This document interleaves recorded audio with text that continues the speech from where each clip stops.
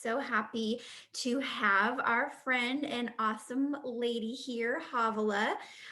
So I'm going to read you her bio and then I'm going to turn it over to her. So after a 22-year career in corporate consulting, Havilah left that life and fully embraced nutrition and health coaching full time. Havilah is a certified nutrition and health coach who loves to talk about food, fitness, and fun. She is also a group fitness instructor and mat Pilates instructor. She is a champion of healthy eating simplified. Everyone can do it. She helps you figure out how. She is Have Strategy Cooking, HAV, Have Strategy Cooking, and That Cooking Coach. So, Havilah, I'm going to turn it over to you and I'm going to see if I can turn my view so that we can see you. There we go. Hi, guys. I'm Havilah. It's Have Strategy Coaching. So my initials are HAV, so it's my initials. So I'm Have Strategy Coaching, and I spent many years as that cooking coach. And so we've just kind of expanded what we do in that space, and that's where we are with Have Strategy. Sorry, I have something stuck to my foot. There we go. Nothing like inappropriate sticky things on the floor. So the reason I ask this question is this is often the biggest thing that people say is time, and I'm not prepared, and I'm bored of what I make, and I only know how to make 4 things. And that decision fatigue is what we call it in making meals every day. So what we're going to talk about today is what I do usually in a 6-week program. So this is going to be super compressed and really sped up. So normally we take 6 weeks and we spend a full week to 10 days on each item, so that you get a little more experience with each one. But I have 5 pillars or 5 sort of steps that you have to do to create a very simplified meal plan. And really you can plan it out even 30 days in advance because it's so repeatable in that sense that you can kind of map out what you're doing in that space. So healthy meals, everybody's like time, planning, preparation. Those are 3 things you have to admit. To eat non-processed foods and to do it quickly, you have to plan. And you have to prepare. You just do. You have to commit to that time. So many of you are coaches here. Many of you have done that sort of thing, and you understand what mindset and commitment means to that process. If you've chosen to eat this way and you want to make healthy meals for your family, you're committing to that process. It means you're committing some time to it and some thought to it ahead of time. One of the things I hear a lot of you say, and I hear a lot of my clients say this too, well, I have picky eaters.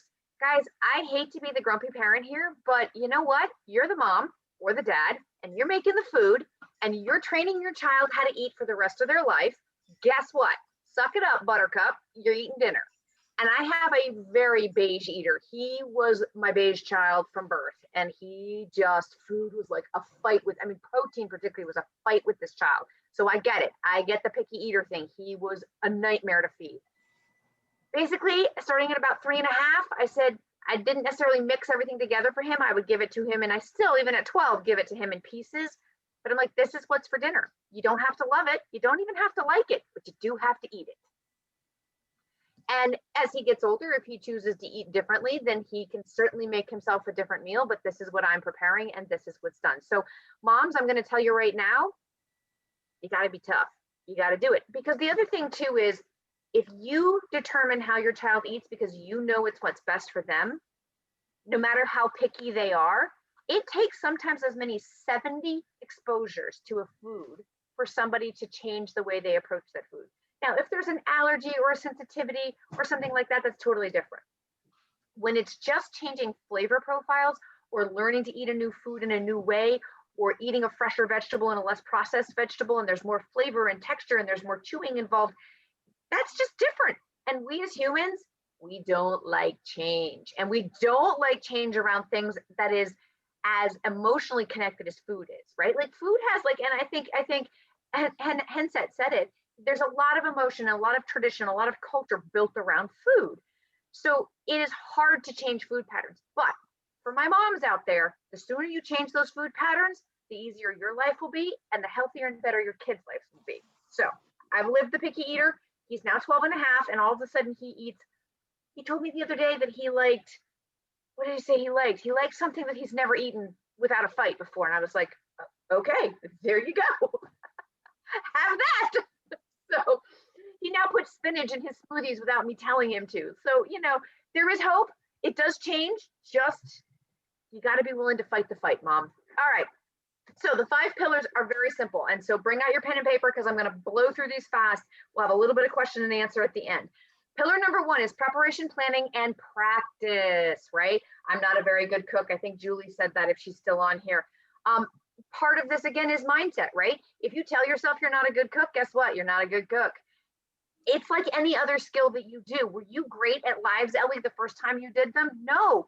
The more you did them, the more you practiced, the better you got. And now you're teaching people how to do it, right? So think about, you're starting wherever you're starting, but the more that you do it, the more practice that you get, the better you get at it, the easier it gets, and the more simplistic it becomes. So again, practice is part of it. Those first couple of weeks can be a little painful, like a new exercise program, right? I mean, Amy, I'm sure you see this with your clients too, right?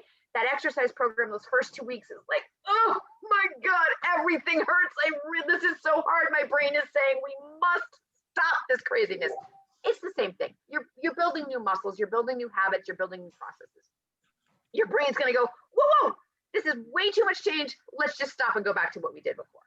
So that's the first thing. So preparation and planning. What do I mean by preparation and planning? Preparation and planning is, you have to make sure your house is well stocked, your pantry, your freezer, you have what you need. You can make a meal at the drop of a hat because you have the ingredients in the house at all times to make a multitude of choices.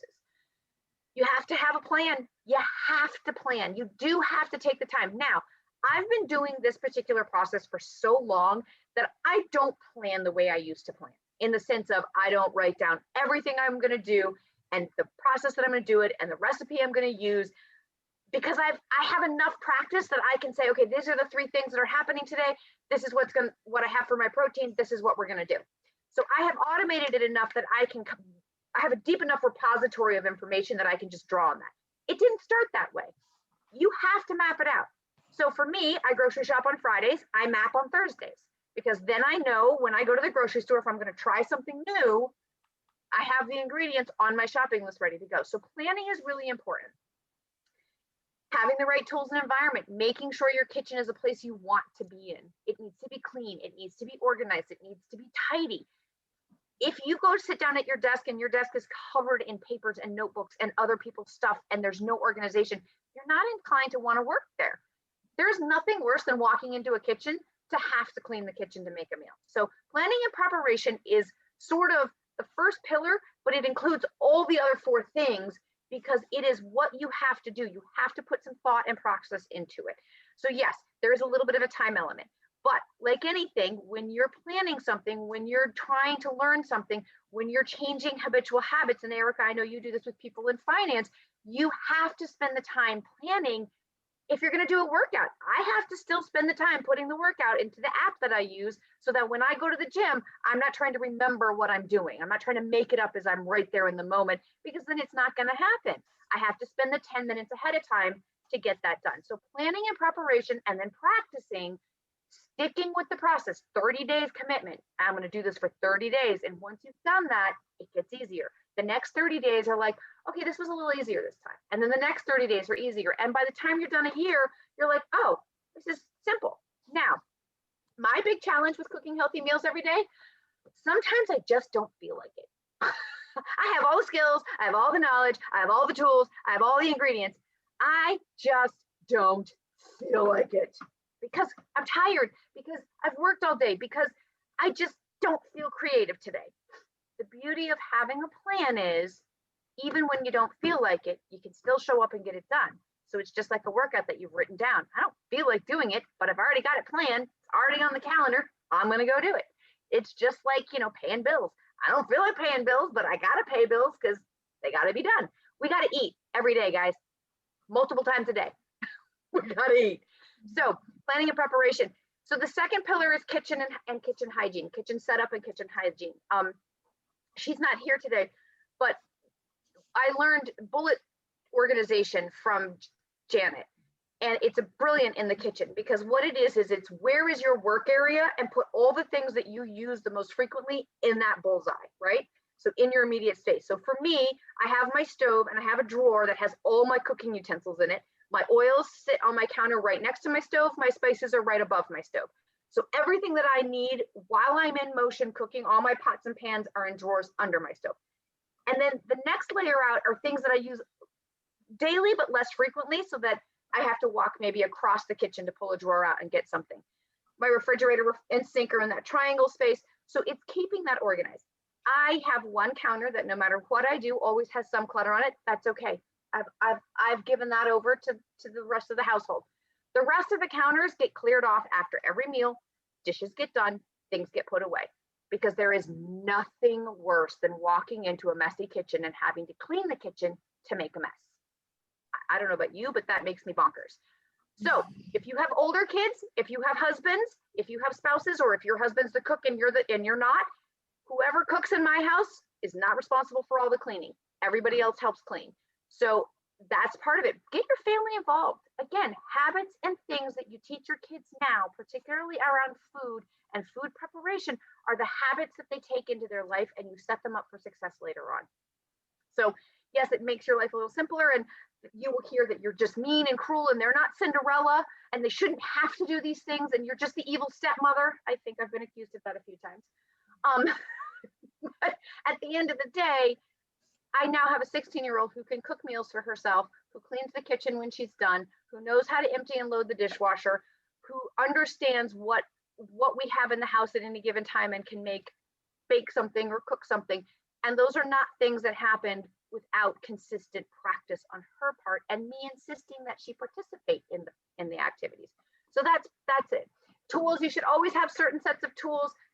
There are 10-inch and 12-inch skillets, 5-quart and 10-quart pot, wooden spoons, rubber spatulas, flipping spatula, and my big thing, sharp knives. If you are going to spend money on anything in your kitchen, spend it on knives. Spend it on knives. I can go into my whole knife lecture. I won't, but a sharp knife, you're less likely to make an error, you're less likely to get injured, and it makes preparation quicker and more efficient and less frustrating. So sharp knives. You need 3 of them, really. You don't need to spend, you don't need a whole set of them. 3 really good quality knives, and that's what you need. I use a 8-inch chef's knife, which is a really nicely balanced knife. You need a paring knife and a 7-inch and a 5-inch serrated knife. If you have those 3 knives, you're good to go. So that's part of it. And then my last and most favorite kitchen tool is a rimmed cookie sheet with a cookie rack on top. You can bake, you can thaw, you can drain, rimmed cookie sheets with a cookie sheet on top is amazing. Rimmed cookie sheets, you can make, I think Amy posted one the other day, you can make those single pan meals in the oven. Brilliant, brilliant, super easy. Everything's done at one time. Rimmed cookie sheets are amazing. So that's number 2 is the kitchen. How am I doing on time? All right, I'm going fast. Well-stocked pantry and freezer and refrigerator. So this is where making a good grocery list is important and knowing what you have at all times. You should always have in your pantry, in your freezer, and your refrigerator, the staples that are part of any healthy meal. So what are those, right? So in your pantry, it should be bouillon or bouillon base or of some sort of base. Always low sodium and organic if you can do it. Why low sodium? Low sodium is we get a lot of sodium in our food. We don't need nearly as much as we get. Broth is one of those places that tends to have a lot of sodium. I personally like better than bouillon.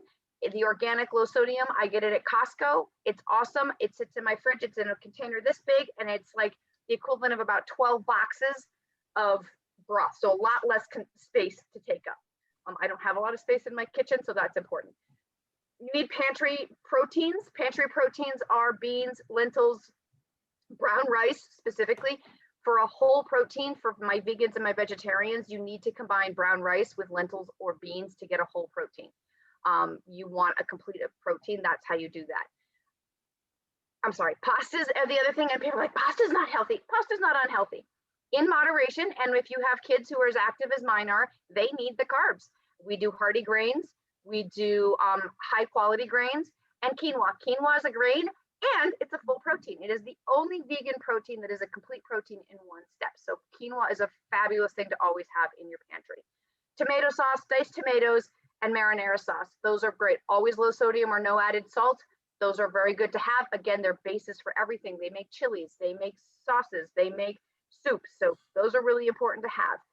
Oil, vinegar, spices, and salt. Spices and salt are where you get your flavor. That's where you get flavor. And flavor is very important in our food. It keeps it from being boring. Boring is a big thing, right? Who wants to eat boiled chicken and steamed broccoli forever and ever? Not me. Spices are how you get that flavor without adding things you don't need. So really having a good pantry of spices.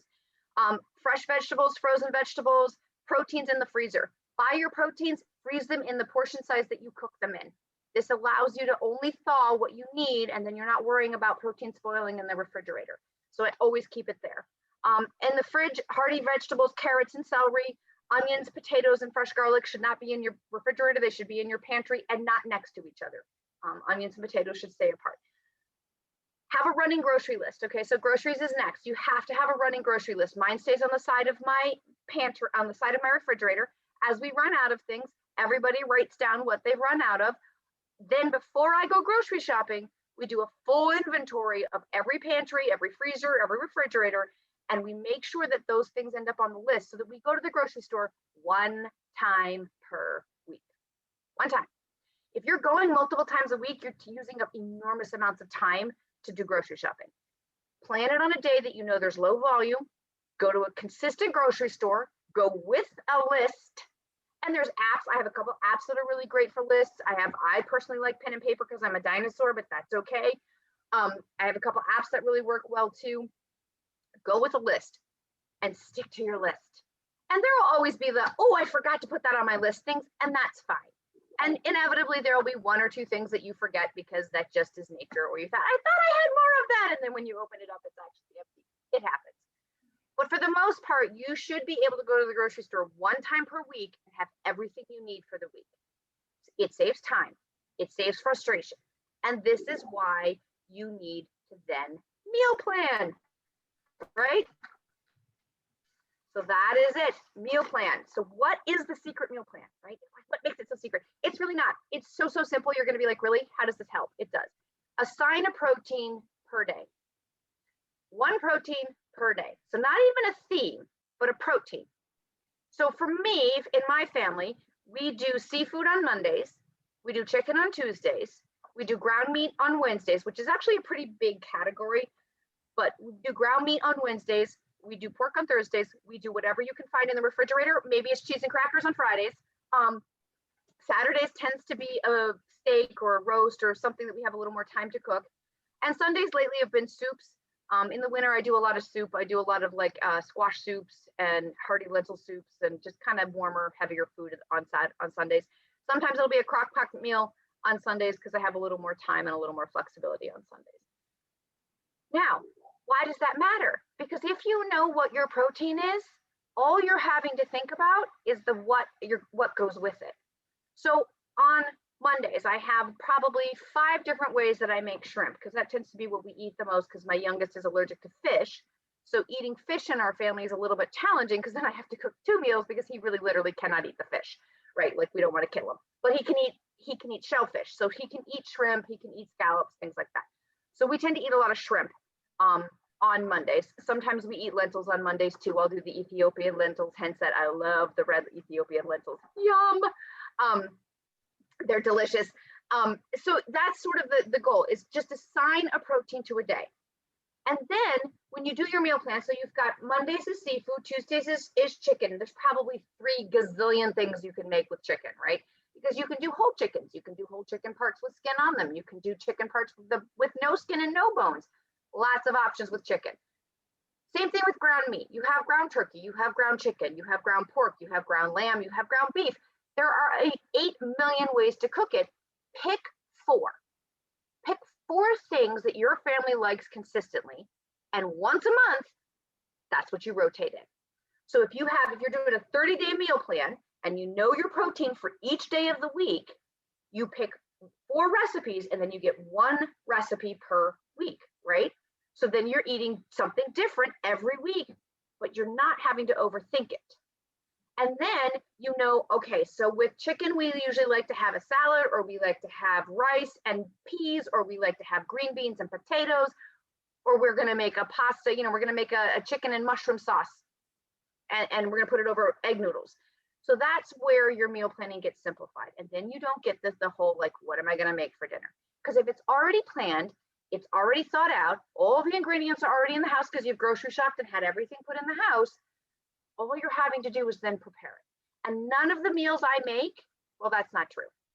Most of the meals I make take no more than 30 minutes, maybe 40 at the most, because I know what they are. They're 4, maybe 5 different pieces total. I'm not, somebody had said, I don't like to use a lot of pots and pans in one of my questions online. I'm like, I can do it in 3 pans. There are days and there are meals that I make every pan in the best way. My husband's like, you used every pan in the kitchen, didn't you? I'm like, every pan, every dish, and probably 5 spoons. It happens. But for the most part, it's simple, it's quick, it's 2 to 3 pans, it's a cutting board, a knife, and then you're done. And that's it. That's dinner. It's not complicated, and yet you're still getting a lot of variety, because variety in food is really important. It's important for flavor, it's important for nutritional value, it's important for our bodies. And if weight and weight loss is part of what you're looking at when you're talking about healthy food, having a large variety keeps your gut healthier. And if your gut's healthy, your body's working more efficiently. If your body's working more efficiently, you're burning more fat. If you're burning more fat, you're losing weight. See, do you see how this all starts to work? It all builds up on top of each other. So yes, we're just talking about how to cook dinner on a regular basis. Now, I think Sally had said that she had challenges with breakfast. Breakfast can be just as easy to prepare. So if you have a weekend day that you can spend an hour or two, you can pre-cook eggs in muffin tins with vegetables and cheese, and you freeze them, and you can make your own little egg sandwiches in the morning. So there's lots of ways to speed that up and condense that. So, all right, ladies, I did 6 weeks and 25 minutes. That was a lot, I know. You did great. You did great. All right, let me stop the recording here. There we go. And I'll turn it back